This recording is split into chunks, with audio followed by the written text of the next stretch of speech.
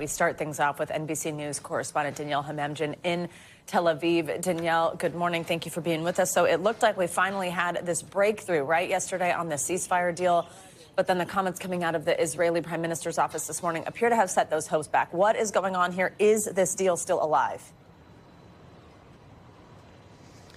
I think, well, we don't know. And unless you are a fly on the wall in a room, it is just speculation. But I think the reaction you will get from people, and this is Hostage Square where I am, not a lot of people right now, but I did bump into a couple who came just to show support. Their reaction was disappointment, but not surprise.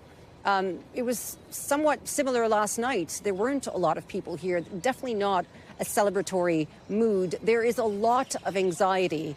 And of course, your next guest can speak to that. But for the families of the hostages, there is a lot of anxiety, not knowing how the next few days are going to play out, who is on the list, who will be released on the first day, on the seventh day, and every week after that until the first 6 weeks are complete.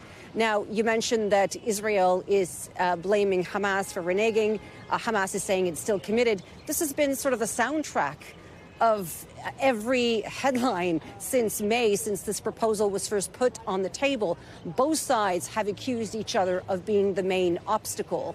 Now, you know, if you pay attention to the Israeli media, what has come out in the past 48 hours is obviously there is political opposition to this deal, namely from the far-right National Security Minister, Itamar Ben-Gvir, who has admitted having blocked previous hostage deals. I put that question to many of the protesters I saw last night in front of the Defense Ministry, and their reaction is one of disgust, really.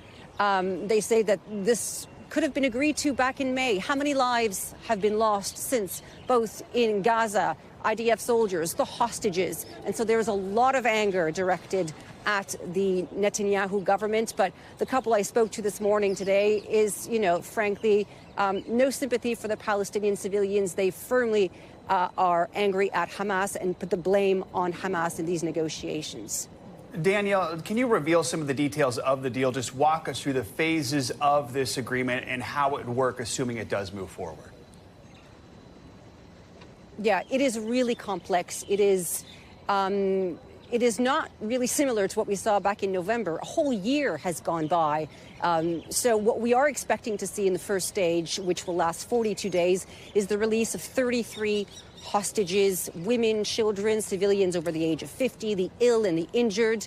And in exchange, we will see the release of Palestinian prisoners. Now, worth noting that many Palestinians have been arrested without being charged or tried, and they have been detained this entire time. And so for every civilian, for every hostage released, 30 Palestinian prisoners will be released for every female soldier. That number goes up to 50. During this time, we will see the gradual withdrawal of Israeli forces from the more densely populated areas in Gaza, namely the Netzarim corridor, which cuts the Gaza Strip in half, and it will allow for the return of hundreds of thousands of Palestinians back to northern Gaza.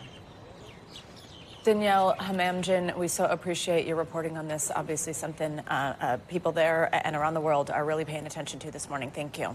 Thanks for watching. Stay updated about breaking news and top stories on the NBC News app or follow us on social media.